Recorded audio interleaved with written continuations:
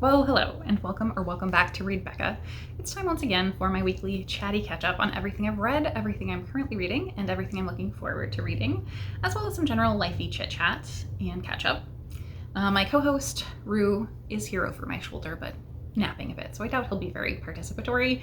And if you see the camera shaking or hear some galloping, it is probably my foster cat, Lynx, as he got the zooms as soon as I sat down to film. Such is the life of a cat person. So anyway, it has been a real week.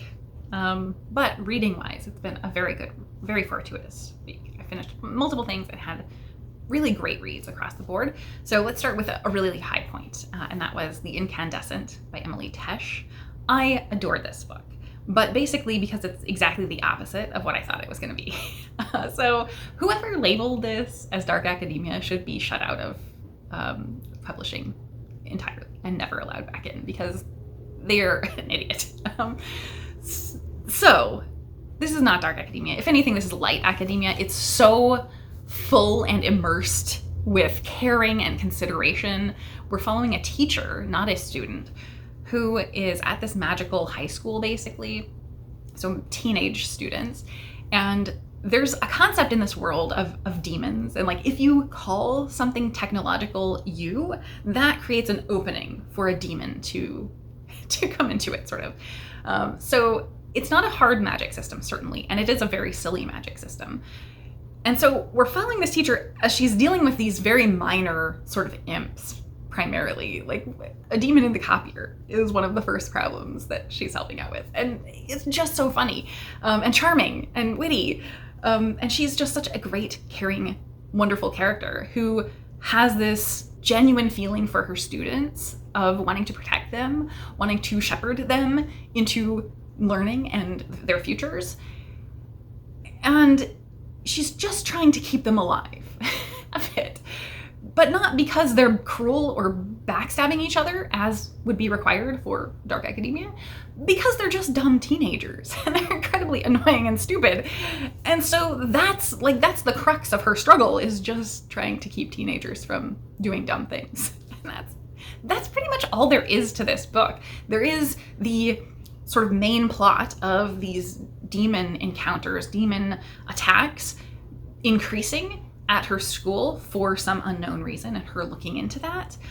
But that's prominent to the plot. However, it's not a majority of the time spent in the story. So much more of this is just mundane and sort of administrative almost. So as someone who really loves fantasy with a little bureaucracy, I adored this.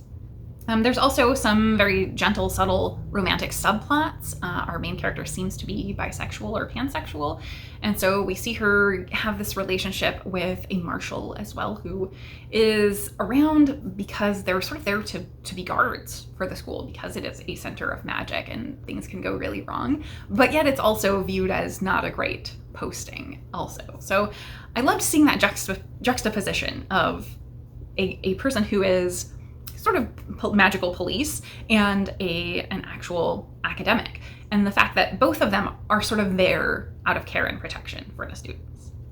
Just the whole vibe was great and did really remind me similar to the first of Tesh's duology. Quite opposite to the tone of Some Desperate Glory, which is very, very dark and heavy and serious. So I adore this. I just loved everything about the sentiments in it. I thought it was a great expression of light academia and the care that teachers truly give, like the struggle that teachers have with protecting their students and bringing them into adulthood. So I would love to see more from this series. I don't know if it is a series though. Yeah. Anyway, so onward to the next fantasy that I read, which was The Girl Who Kept the Castle by Ryan Grodin. And I heard about this from Chatty the Mad Chatter. I can't remember, it was up for some award, and I think this was the one that Chatty liked the most. And so it really stuck out to me then. And then Tiffany from Towering TBR suggested it as a potential buddy read option, and we decided to dive into it in perfect timing because the sequel is actually coming out later this month. So that worked out beautifully because we both really, really enjoyed it. I found this to be so hilariously funny and wonderful and charming. It is a middle grade fantasy that's following a girl here who is the daughter of the groundskeeper at a wizard's castle. And in this world, in the past, of course, there was something that went horribly wrong with magic, and girls are not allowed to learn magic. And magic has also been separated to the four corners of the world, north, south, east, and west. And so this is Wizard West's castle that they're at. And Wizard West has died at the beginning of the book, but he doesn't really want to admit it. And he's been very isolationist, and so he hasn't trained a replacement. So this very quickly becomes a search for his replacement. And I won't get into the details of that because that's part of what's so charming of this. I would say definitely do go in. I think this is a selling point, knowing that there is a bit of a competition, which I love. So it has that aspect. It has the aspect of that very gendered magic and overcoming that, those preconceptions about what boys and girls can do. At the same time, there's sort of this sign that there's a rising threat in the kingdom as well. So of course, they're having to deal with that while searching for a replacement wizard. And if the balance is off, that may mean the threat is even greater, right? It has so much of great, like, spunky humor. Our main character is so independent and capable, and she often is 2 steps ahead of everyone else. So I just loved her. I loved all of the sort of side characters along the way. I think there were moments that were maybe a little predictable, but it is middle grade, of course. I would certainly comp this to like very, very reminiscent for me of T. Kingfisher's Castle Hangnail, Frog Kisser by Garth Nix, and even, I can't remember the name of the author, Chris Healy, maybe, I think, is No One Leaves the Castle. That one had a very similar vibe as well. But the sense of humor and the characterization, I think, most remind me of T. Kingfisher or Ursula Vernon's Middle Grade very strongly. So I just had such a wonderful time with this. This one, again, I felt a lot of charm from this in that it is so full of caring and just genuine, deep empathy for others. And I was really needing that this week. So yeah. All right, the next thing I finished was the Yeonnam-Dong Smiley Laundromat by Kim Jiyun and translated by Shanna Tan. Ongoing project to read all these cozy shop stories from Korea and Japan. This one obviously is Korean. And it's vignettes, like most of these are, so very short snippets, but they're certainly tied together. And I think that grew as it went on. So we're following individuals in the same area, Yeonnam-Dong, which seems to be a neighborhood in Seoul, as far as I could tell, and surrounding this laundromat. So in this laundromat, there is a journal that people write in when they're there. And so we're seeing these people who become connected with one another through messages written in this journal.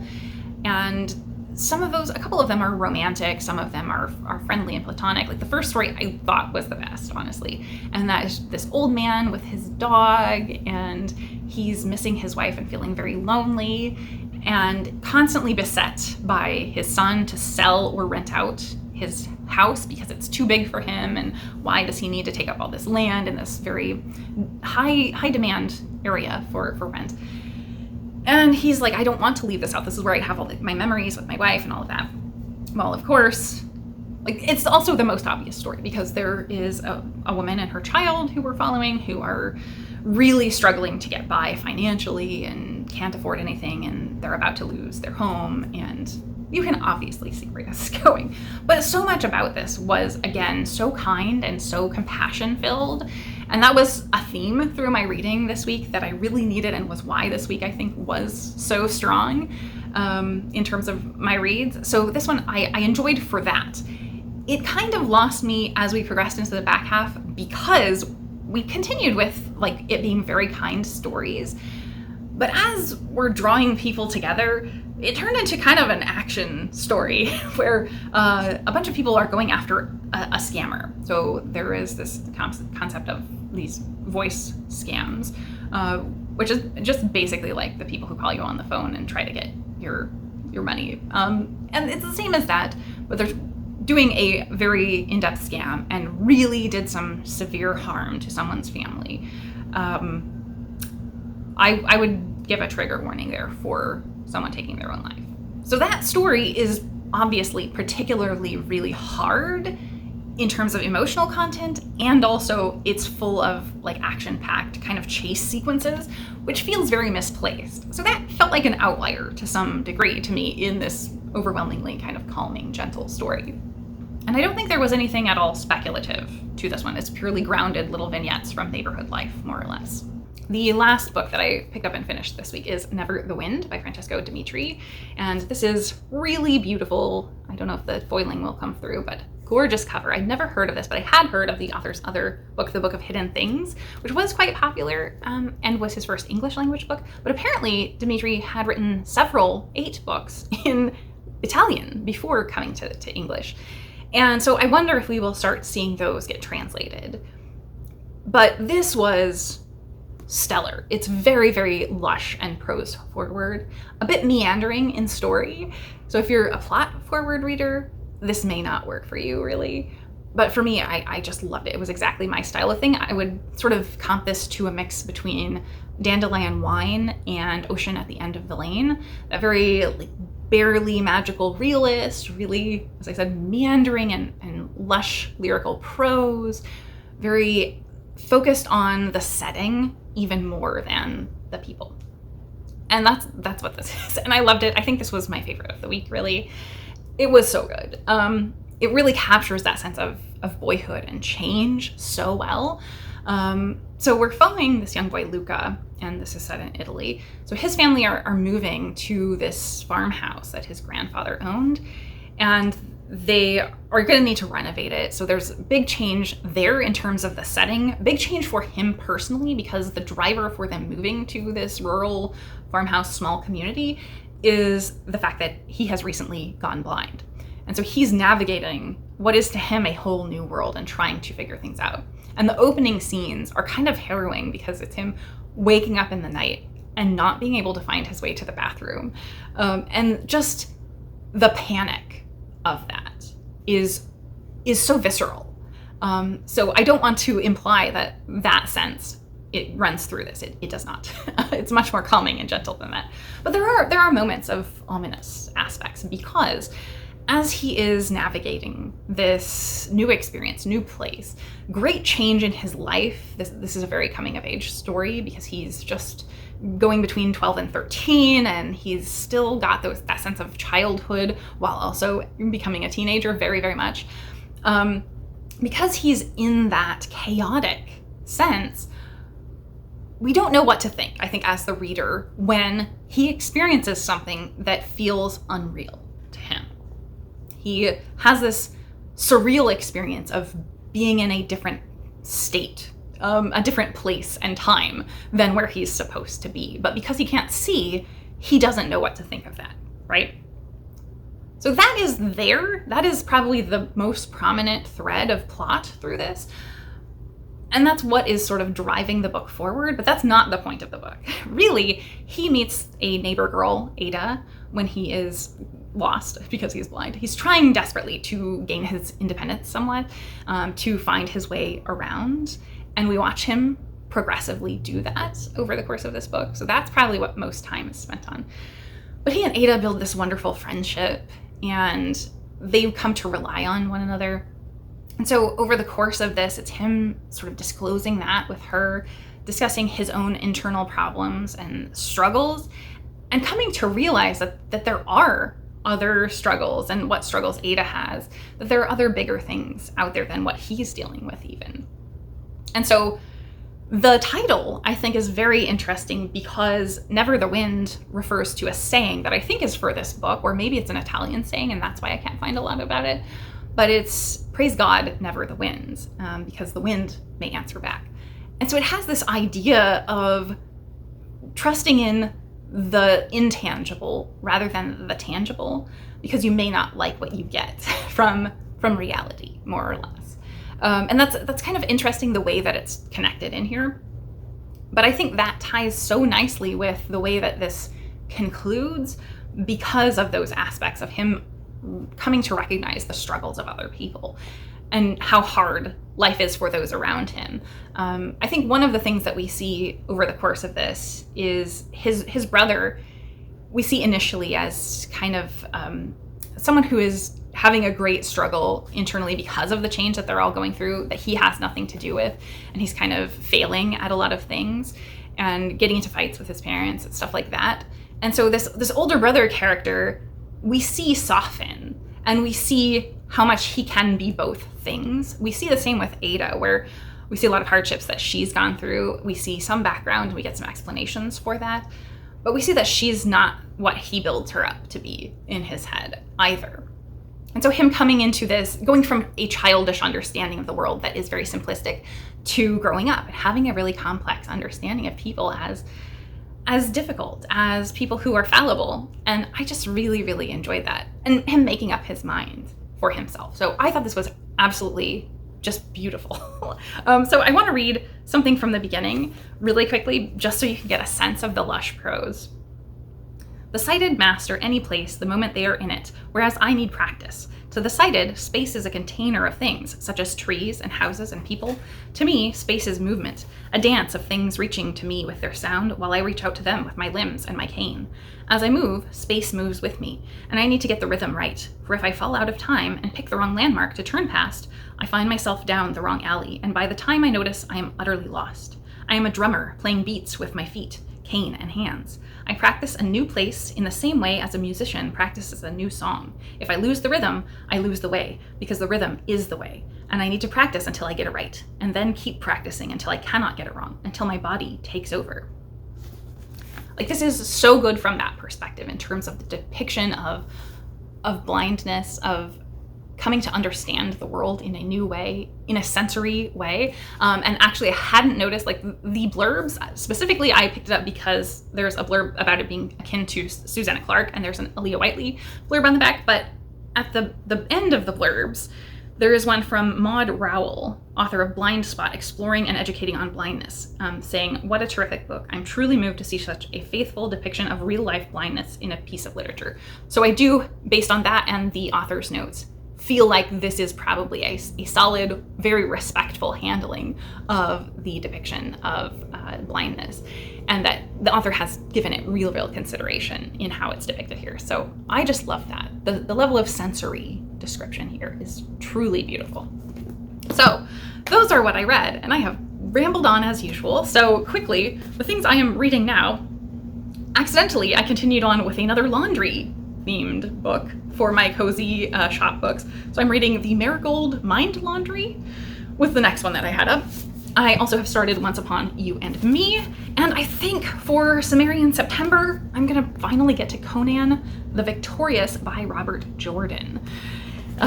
Because I wanted to get to that one last year for Sumerian September, and I missed it, and so I really want to fit this one in. So I think that's it for what I'm planning for the next week, though it will probably be more than that.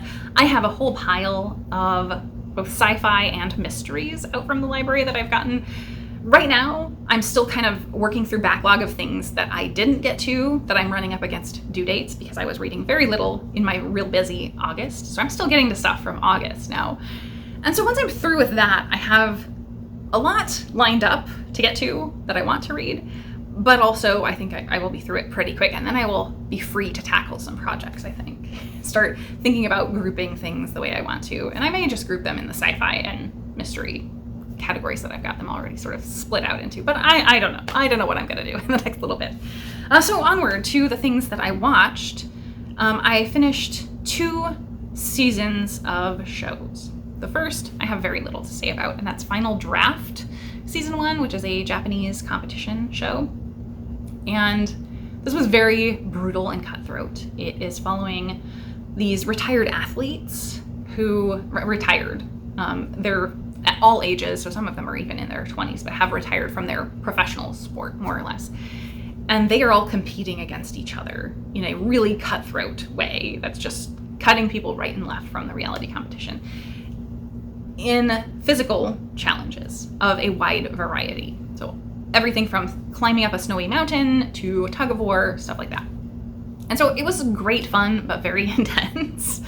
So not for people that are looking for lighthearted fun competition, I think. It was very entertaining though. And on the flip side, a drama, or a dark comedy drama, The Bear, season 4. which was very emotional. That show, every season, has been like the highest anxiety show I've ever watched. So I've been slowly watching this since it came out. It came out, I think, a couple months ago at this point. And I've just been slowly working through. And this season was just very emotional. The restaurant has been struggling since the very beginning of the show and continuing to, but they're finding success. And so throughout the show, that's pretty much the formula as you go along. But like, you just want to see all of these people succeed. And there were so many moments in this season of individual success for people or personal growth for people. There was this moment, I won't spoil it or anything, but there's a wedding that people are at, and one of the main characters is describing this story and coming to an understanding of himself that he hasn't had before through this story. And he has this moment of just saying, like, I think I'm not one of the main players in all of this. I think I'm the person who connects everything. And like understanding the value of that in himself. Like, it was so beautiful and meaningful and poignant. I loved it. So it just continues to be one of my favorite shows that's being made right now, really. I think every episode is stellar. There have been no duds as far as I'm concerned. Though I know it got a lot of backlash when this season came out because it was more of the same. It's been fantastic all along. So yes, it is more of the same, but it is still fantastic. So those are what I finished watching this week, I think. Onward to life stuff. Quickly, I have very little to talk about because it has been a very strange week and very sort of mixed but low-key for me personally. So I guess acknowledging the state of the world continues to be massively bizarre, but more so something really big happened, really major happened in the death of someone who was kind of an ideologue and influencer professionally that has had a lot of political ramifications. It doesn't really make sense entirely why. This person was never in civil service as far as I'm aware, yet is sort of, it's being treated as if a head of state passed away. Just the entire response from the current administration has been really strange. So I will leave that there, but for posterity, yeah, something major, really major happened. It has created a lot of political chaos. And so things were very much on the boil in terms of US politics this week. Other than that, and kind of a couple days before that, I finally crashed energy-wise. And I was expecting it to happen because every time you have a major slowdown or break that's significant, you tend to hit that where your energy just falls out. And so I finally hit that midweek and just had zero energy to do anything, a little bit of brain fog, and that seems to finally be getting better right now, but it was just very low energy. So I did even less this week. And then the heat also was really bad. So we're back, unfortunately, from almost nice fall weather that I was really, really enjoying and getting outside a lot for last week. This week, it's been unbearable. It's upper 90s again, so around probably like 35, 36 Celsius. Very hot, very miserable. You don't want to do anything. So I didn't do anything. I read a lot, as you can tell by the things that I finished, and I will continue to be reading a lot, I think. But it was just very nice to be able to be low-key. And weirdly, for me, I think I would describe myself as someone who has a very busy mind, like just in general. That's how I've always thought of myself, and I think that's true still. But like the level of mental calm has been so strange that I wish I could get across what it feels like. I had assumed being off, at least initially, like this, it's only been 2 weeks, not even 2 weeks. I had assumed not having to go to a job or think about a job would feel just like a vacation. And it hasn't. It's felt mentally very, very different. So I'm enjoying that level of mental calm, even despite the brain fog being a little bit unpleasant. Like, it's so weird. I don't have that level of just clutter and noise in my head that I have always had and thought was a permanent thing. So I'm hoping that this is more permanent, that the clutter in my brain is in fact quiet, at least for now, for a while, as long as I can have it. Anyway, that was another nice ramble. So let's jump on to my recommendations. I have just a couple this week. So first, I'm going to recommend to you from Ali over at A Genteel Black Hole, How to Read Shakespeare, in honor of this month's Shakespeare reading event, Shaktember. I will recommend to you Books Do Things to Me, did a wonderful video on pronunciation of Russian names in literature, which is something I know I struggle with. I think most of you do. I love learning about languages though, so it was great fun. And then one from a non-booktube source, A Religion for Breakfast, did a video on why fictional religions feel fake. And I enjoyed it so much because it's very focused on the idea of diversity of religion and the ways that religion sort of schism over and over and over, just based on human beings having different thought processes. And Dune is very focused on there, so I think most people in our literary corner of the world are at least familiar with Dune somewhat. I personally have not read Dune. I apologize to the fans, but I intend to get to it someday. So that was a great one. So I will leave you with those recommendations. And with that, I think this rambly video has come to an end. I will wish you a wonderful week in reading and in life, and thank you so very much for watching.